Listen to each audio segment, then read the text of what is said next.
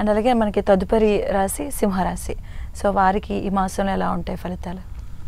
సింహరాశి వారికి మఘ నక్షత్రం 4 పాదాలు, పుబ్బ నక్షత్రం 4 పాదాలు, అట్లా ఉత్తరాక్షత్రం 3వ పాదం సింహరాశి. ఈ సింహరాశి వారికి జన్మంలో కుజకేతులు. జన్మలో కుజుడు ఉన్నాడు అని అంటే యాంత్రికాలు కానీ, యంత్ర పరికరాలతో కానీ, శస్త్ర పరికరాలతో కానీ దెబ్బలు తగిలే అవకాశం ఉంటుంది. అట్లనే పూర్వంగా ఇదివరకు దెబ్బలు తగిన చోటే మళ్ళీ నొప్పులు వచ్చే అవకాశం ఉంటుంది. కేతు అక్కడ ఉన్నాడు కాబట్టి జన్మంలో ఏదో కోల్పోయిన వ్యక్తిగా ఉండటము, మానసిక ఆనందాన్ని కోల్పోవడము, అట్లానే ఏదో ఒక వింతమైన ఆలోచనించడము, మైండ్ ఒక దగ్గర ఆలోచన ఇంకో దగ్గర ఉండటము. ఈ కేతు విచిత్రమైన ధోరణి ఉంటుంది.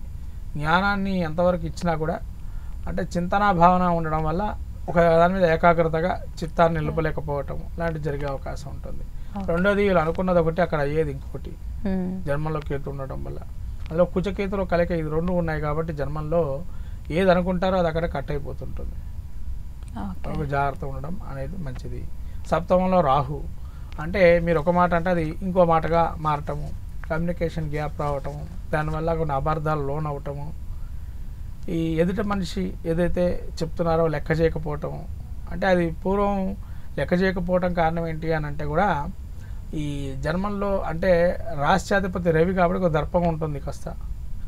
ఈ దర్పం ఉన్నప్పుడు చోట అహంకారం ఆటోమేటిక్గా పెరుగుతుంది. అది పెరిగినప్పుడు మనం ఏం చేయలేము. అది అహంకారం పెరిగినప్పుడు అంటే దర్పం తగ్గాలి అని అంటే అది సమయం వచ్చినప్పుడు తగ్గుతుంది. ఆ దర్పం అనేది సహజంగా వాళ్ళకి ఉంటుంది కాబట్టి లక్షణం ఉంటుంది కదా సింహరాశి వారికి. అది తగ్గడం అంత కష్టం. కానీ జన్మ సప్తమంలో రాహు ఉండడం వల్ల కొంత ఆలోచన ధోరణి ఏదైతే ఉంటుందో ఎదుటి మనిషికి అర్థం కాకపోతే ఇంకోసారి చెప్పడం మంచిది. అంతే తప్ప ఒకసారి చెప్పాం కదా అని మనం వదిలేయద్దు. రెచ్చగొట్టే స్వభావం ఎక్కువగా ఉంటుంది. ఫస్ట్ అది తగ్గించుకోవాలి.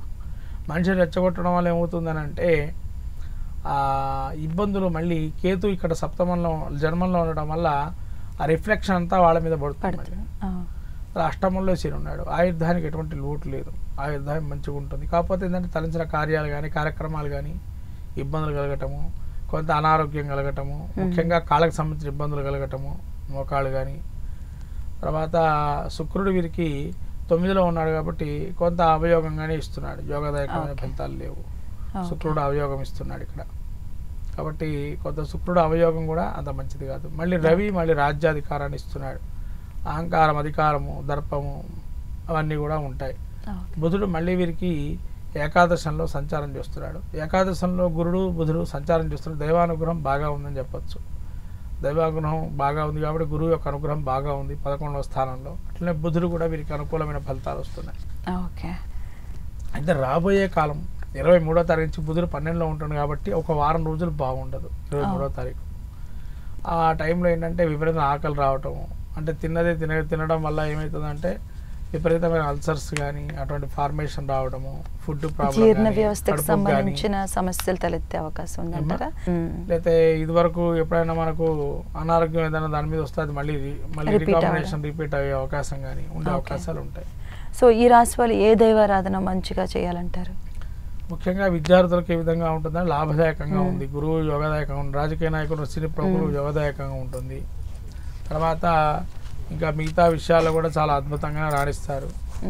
తర్వాత మీరు ఏ ఆరాధన చేయాలి అని అంటే కనుక ముఖ్యంగా సుబ్రహ్మణ్య ఆరాధన చేయడం వల్ల మంచి ఫలితాలు ఉంటాయి. సుబ్రహ్మణ్య కవచం, సుబ్రహ్మణ్య అష్టోత్తరము, మంగళవారం ఉపవాసం ఉండటము లాంటివి చేయడం వల్ల మంచి ఫలితాలు ఉంటాయి. అట్లనే రాహు ప్రతి ఆదివారం మనము దగ్గరలో గ్రామదేవత ఆరాధన చేసుకోవటం, గ్రామదేవత కుంకుమార్చన చేయటం, తర్వాత అలా చేసుకోవడం, విష్ణు సహస్రనామం పారాయణ వినటం కానీ చదువుకోవటం కానీ చేస్తే మంచి ఫలితాలు ఉంటాయి. ఏమైనా కొత్తగా గృహ ప్రవేశాలు చేసుకోవాలి అనుకున్న వారికి అనుకూలంగా ఉంటుందంటారా? గృహారంభం బాధ్యతమ్మా. గురు బలం బాగా ఉంది కదా 11 గృహారంభం చేసుకోవచ్చు. వాహనాలు తీసుకోవాలి అనుకున్న వాళ్ళకి గురు బలం అత్యద్భుతంగా ఉంది. దానికి ఎటువంటి ప్రాబ్లం లేదు. నూతన కార్యక్రమాలు చేపట్టచ్చు.